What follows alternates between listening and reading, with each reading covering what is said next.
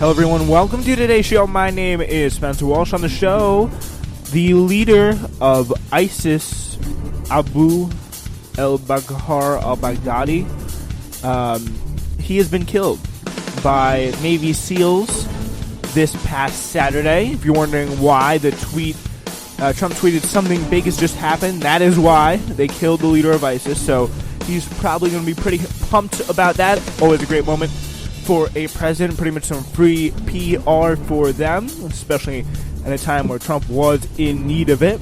We'll take a look at Trump's role, how much credit he may deserve. Also, the big news, just in, Katie Hill, the freshman representative, has decided to resign after some racy pics were leaked with her and her staff. We're also talking about an interesting piece about threats to journalism that may arise in the near future. And of course, joining us today is James Stanley. James, thank you so much for joining us. Really appreciate it. Yeah, thanks for having me on the show. All right. Do you want to get right into it? So the big ideas, I'm sure you probably heard by now. I know James has, but if you haven't, if you don't know, pretty much give you the details of it. President Trump announced this past Sunday morning, that daring American commando raid in Syria this weekend culminated in the death of Abu Bakr al-Baghdadi, the leader of ISIS, or ISIL, or ICE, or whatever you want to call it, after a 5-year international manhunt, claiming a significant victory, even as American forces are pulling out of the area. As the Middle East always has been a very complex and contrasting region, it's going to be It's pretty complicated right now, a lot of different factions. So what is your reaction first to this news on kind of a national security level? Oh, it's very good. And the reason why I'd say it's very good is because we've been trying to actually get this guy killed for a while, because he took over the group in 2015, and he was actually the man who spearheaded all these videos. I don't know if you guys remember when we had the videos. Well, not we, but when he was putting out the videos of the beheadings, he was the man behind doing all these gruesome acts and putting them onto the internet to try to spread the message, which it worked, because he was actually getting people joining ISIS during his time, because people were like, oh, let me go help him out by doing this, because there are some crazy people in this world, and they thought that they were going to help him out, because he was also trying to make it seem like that he was doing something that was quote-unquote godlike. As I was reading earlier today, that he had in his journal that he was doing it all because God was talking to him and telling him to do this to try to get everything kind of evened out. And I think that this news is definitely good for Trump. I think it's good, really honestly, for any president who was going to be sitting in the office. I think if it was anyone else, it would be good for them. You know, you were saying about the PR, and yeah, I agree there. Now, there are some things I think he's overreacting about, as he does all the time. You know, he tries to take credit for almost everything. It's almost like he was describing the story as if he was on the front lines with the guys who killed him, which it's funny because he's done that before, but obviously, as we all know, he wasn't. But I think that this, as a national security standpoint, is a very good news.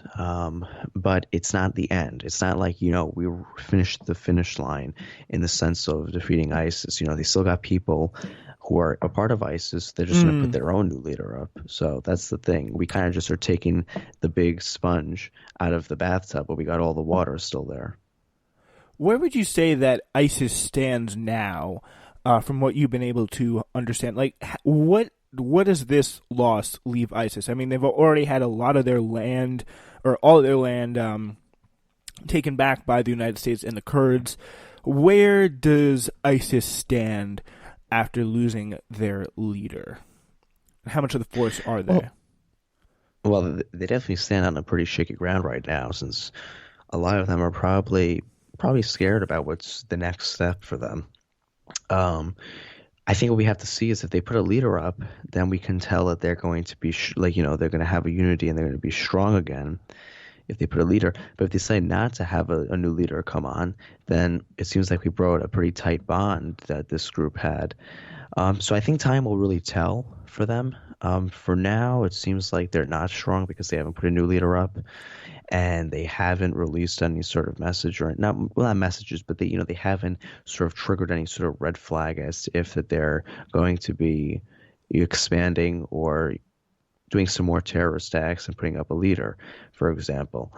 I think that we have to see in the coming days if they're going to be putting up a leader, which my guess they probably will. I mean, because I mean, my understanding of ISIS's strength before this all happened is that it was relatively strong. I mean, because they've been strong for many years, this terrorist group, and I think that what really would have made them fall is not only this act, but also what happened not too long ago when we actually invaded the majority of their land. And I think we would have to see now where the next step is because we have forces there, and if we actually invade all their land, then I think that's kind of it for them.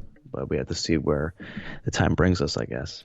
Yeah, and really, what I would have to say is there's a lot of this. A lot of their power comes from their messages and what they're able to spread online to get people to do. So, what are the chances that there could be some sort of response attacks, possibly, or some retaliation attacks to people out there who still really do feel deeply tied to ISIS and would not be happy, really, with seeing their leader get taken out by the United States in this way? Oh, yeah, retaliation definitely could be on the table as well for them. I wouldn't be shocked at all. I mean, ISIS hates America. They hate a lot of countries. I mean, I can't even name all the countries they hate because they changed here what countries they hate and what countries they don't hate almost every day, it seems. Um, but I can definitely tell you right now that they don't like America. They haven't liked America for a long time since we've been just a roadblock to them expanding around the Middle East. But I think the retaliation that they'll probably bring is if they actually can unite and get enough people power from their group. I could definitely see a little bit of a retaliation that they'll try to get onto the American troops that are on the ground now or in the air. And I think that that's something we have to look. I mean, they may even ask some help from others. And I think we have to see because I think retaliation definitely could be on the table. I wouldn't be that shocked because they've done retaliation multiple times before, not for them, but in other circumstances that were a little different, but they've definitely done things that I could definitely see them doing again in this sort of circumstance they're in right now. Yeah, and of course, we just talked obviously a little bit about what this means for the global fight on terror, and another big blow comes as the Kurds obviously losing their ally in America as we pull our troops out, or in the process of pulling our troops out of northern Syria. And of course, they took a big blow, and they've been instrumental in fighting ISIS. And what role did the Kurds play in this process in specific? I think the Kurds are going to be critical in making sure that ISIS doesn't regrow. Because I think what they're going to have to see is now that people are thinking that ISIS, oh, they're weak and they have nothing. That's what they all said, 6 years ago when this group really started to get a lot of fire. You see once our troops were down on the ground in Iraq in 2006, Al Qaeda was killed, I believe, in, what was it, '08, maybe '07? I forgot what year he was killed in. But, or it might have been earlier than that, actually. But I noticed a pretty big trend where then new groups were built after Al Qaeda was killed by American troops. And I think that what they're going to be, I think that they're going to have to help out by maybe trying to, well, I think they're going to be probably trying to not get ISIS to basically regrow into the strength that they have because I could see that happening. They could probably see that happening. I think a lot of people could see that happening. I think the Kurds are probably going to try to have focus on really making sure that this group doesn't grow because, I mean, if America's leaving this land, they got to make sure that they can actually keep it in, quote unquote, good shape because it's just going to be them and then possibly a ginormous terrorist group that could just literally overswarm the Kurds in probably a couple of weeks if they really regrow to the strength that they had a couple of years ago. Yeah, and the thing is, they actually live there. That is the tough aspect to it. That we unfortunately do not have a terrorist group always around us, and yeah, so it's a little bit of the tough dynamic for them, obviously. But I mean, just to kind of focus more on like what this means for President Trump, what kind of an impact do you think it'll have on his standing with the public? Um, to be honest with you, I think that people are going to look at him in a good way for it. But funny enough, it really isn't his fault though, because Obama brought the troops there, and all Trump did is just leave. He really kind of left a lot of the troops alone there. People think that he brought more troops in. Yeah, he brought more troops in other areas, Trump did, but these troops that were in, not the exact people, but the troops that were there were put in under Obama's term, but people won't always know that. I think that Trump's will have a good PR for a good amount of time because people will be like, "Oh, this is the guy who actually defeated, the ISIS leader for once," and they're gonna look at that as a good thing. But I think I think so. it's gonna Yeah. help him out a little bit, but it's not gonna be very big. Yeah, and I mean there has been a lot of criticism, obviously from the left, and I think it's very hard to. I mean, I think definitely, obviously, the fact that he was killed is a good thing, but I really find it hard to believe that whether it's Trump or Obama, the presidents really have that big a role in these things. Because if you think about it, it's the national security team that sets it up. It's the defense secretary. It's the Pentagon and the Navy SEALs. They really, I think, are the coordinators in this situation, and they just go to the president for approval in the aftermath. And apparently, Trump was golfing for most of this raid, and he only came back at the end to take a picture that was 2 hours after the raid was ongoing. And there are even some rumors that the picture was quote unquote staged after the fact. It was him sitting in the Situation Room, kind of with his signature serious face with unplugged cables and all that stuff. Yeah, that was a kind of a lot of problem with that. So many online commenters also seized records and reports supposedly showing that Trump was on a golf outing until just after 3:30 p.m. On October 26th and didn't arrive at the White House until 4:18 p.m. Past the reported time the raid in Syria was taking place. We don't know how this. We don't know how this really affects. I mean, we don't know obviously the time span of the raid, but it's really tough to know for sure.